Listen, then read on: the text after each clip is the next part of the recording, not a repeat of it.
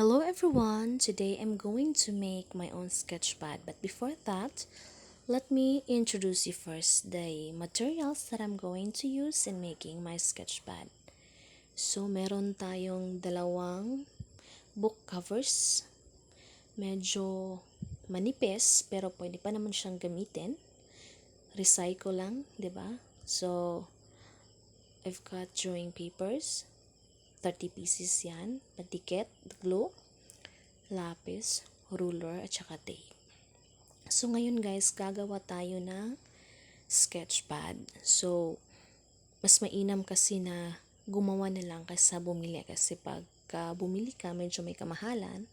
Tapos, ito, medyo nakakatipid siya. Kasi before bumili ako ng sketchpad ko, nasa around 129 ata yun.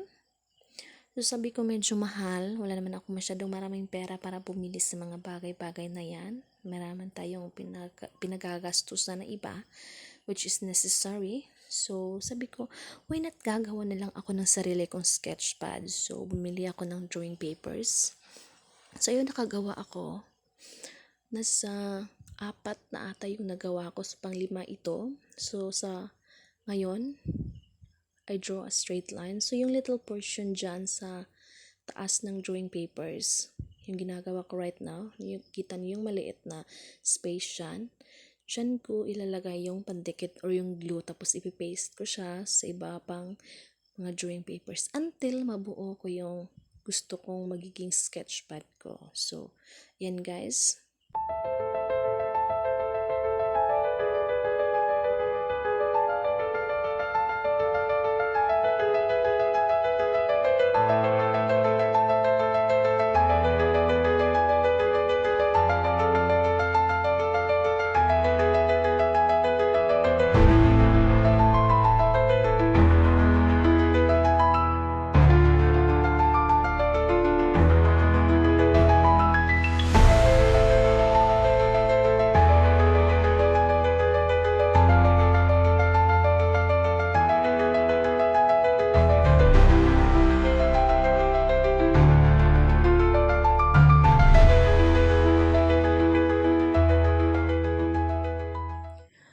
So, ayan na guys ang ating sketchpad. Tapos na siya with design pa.